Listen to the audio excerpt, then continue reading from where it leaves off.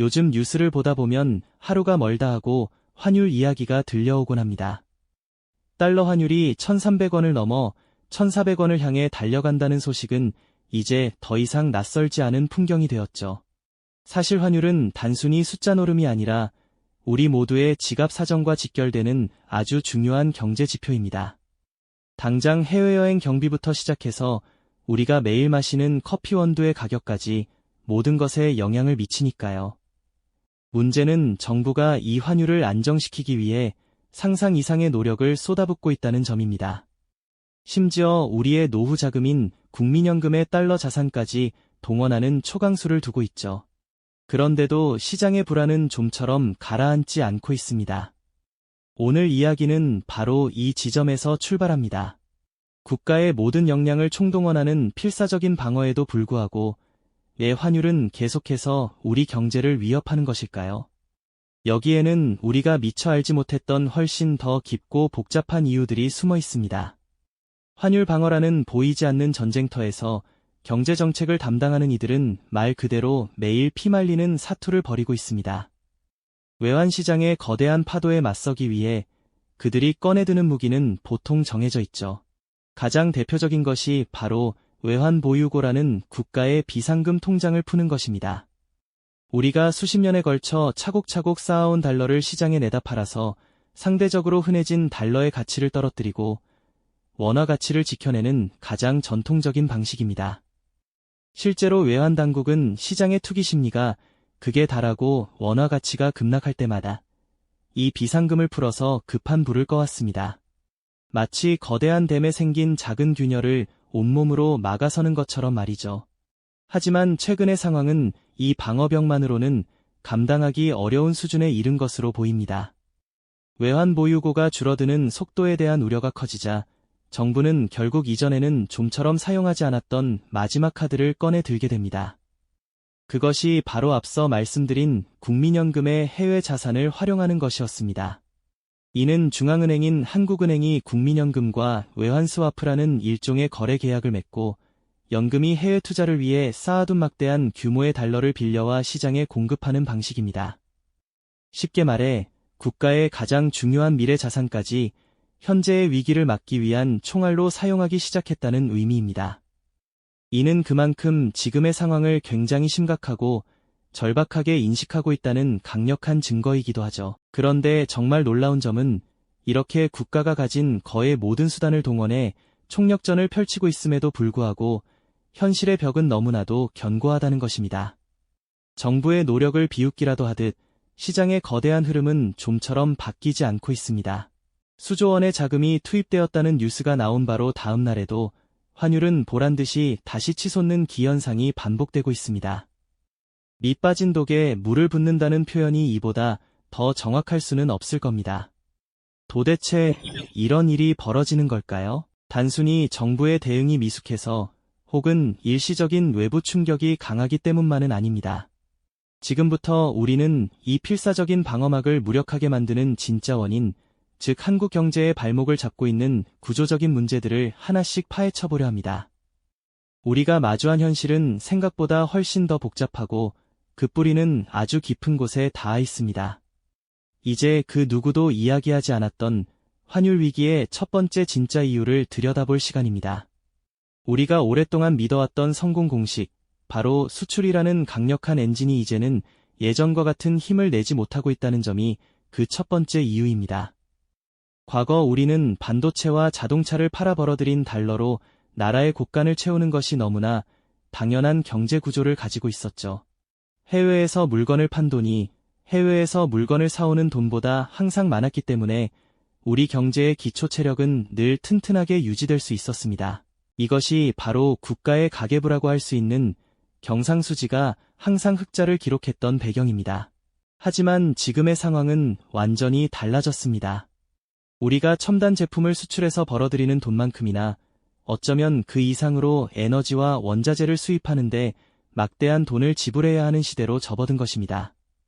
특히 국제유가나 천연가스 가격이 조금이라도 요동치면 우리나라 전체가 벌어들인 돈이 순식간에 밖으로 빠져나가는 구조가 고착화되고 있습니다. 결국 과거에는 우리 경제의 든든한 방패막이었던 경상수지 흑자 기조가 이제는 언제 적자로 돌아설지 모르는 불안한 외줄타기가 된 셈이죠. 이렇게 나라의 기초 체력이 근본적으로 약해진 상황에서는 아무리 외환 보유고를 풀고 연금을 동원해도 환율의 거친 파도를 막아내기에는 역부족일 수밖에 없습니다. 이것은 일시적인 현상이 아니라 한국 경제의 체질 자체가 변해버린 구조적인 문제입니다. 그런데 문제는 여기서 그치지 않습니다. 우리 경제 내부의 체질 변화보다 어쩌면 더 거대하고 통제 불가능한 파도가 외부에서 밀려오고 있기 때문이죠.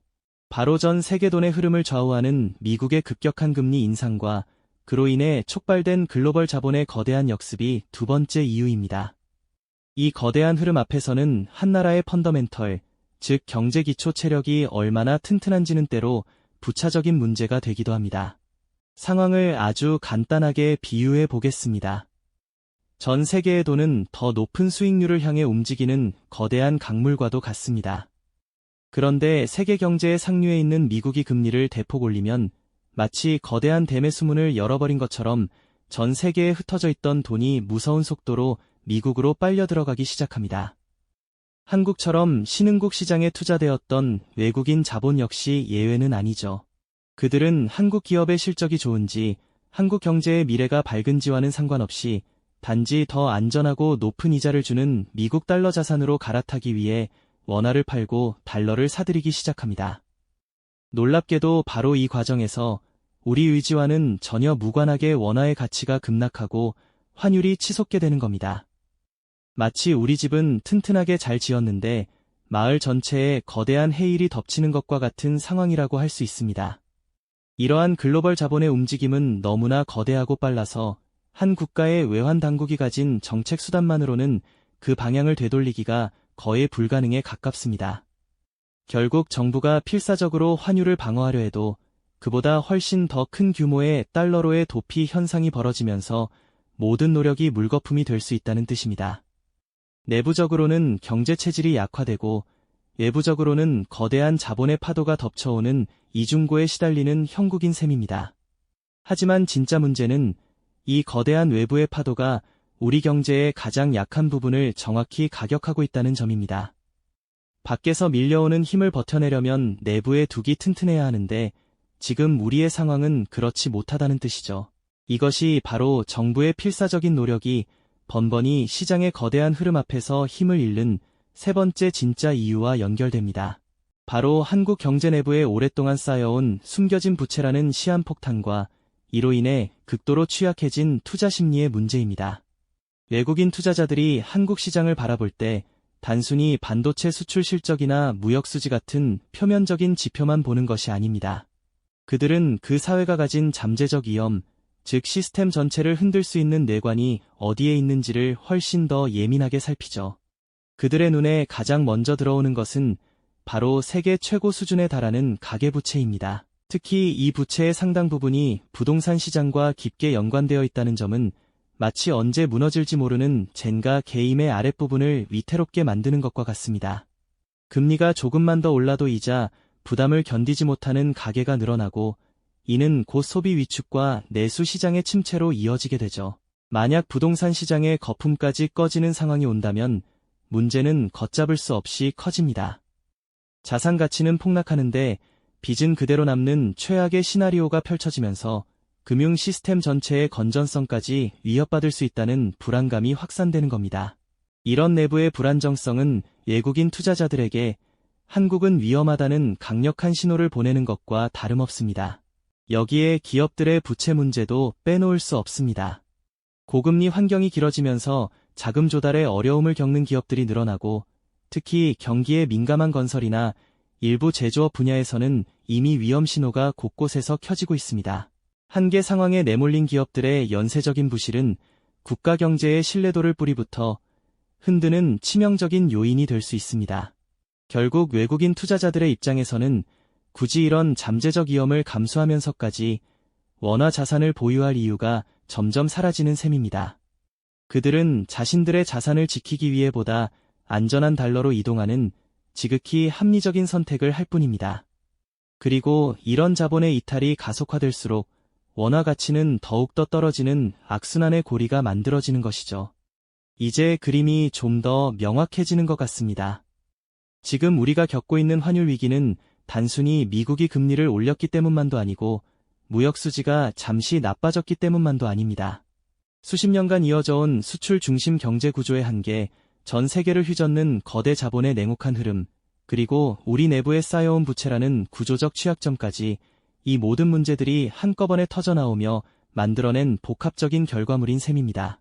정부가 외환 보유고를 풀고 심지어 국민의 노후 자금인 연금까지 동원해 환율 방어에 나서는 것은 이런 거대한 파도 앞에서 잠시 시간을 벌기 위한 임시 방파제를 쌓는 것과 같습니다. 하지만 둑 자체에 이미 여러 개의 균열이 가 있는 상황에서 외부에서 밀려오는 파도의 압력까지 점점 더 거세지고 있다면 임시방편만으로는 결코 이 위기를 근본적으로 해결할 수 없다는 결론에 이르게 됩니다. 이것이 바로 정부의 모든 노력이 결국 실패할 수밖에 없다고 이야기하는 가장 핵심적인 이유입니다. 단기적인 처방으로는 더 이상 덮을 수 없는 한국 경제의 근본적인 체질 개선이 필요하다는 강력한 경고음이 바로 이 환율을 통해 울리고 있는 것입니다. 문제의 본질은 환율이라는 숫자가 아니라 그 숫자를 움직이는 우리 경제 시스템 전체에 걸쳐 있기 때문입니다. 이 영상이 도움이 되셨다면 좋아요와 구독 부탁드립니다. 여러분의 응원이 제게 큰 힘이 됩니다. 다음 영상에서도 더 유용한 정보를 공유하겠습니다. 감사합니다.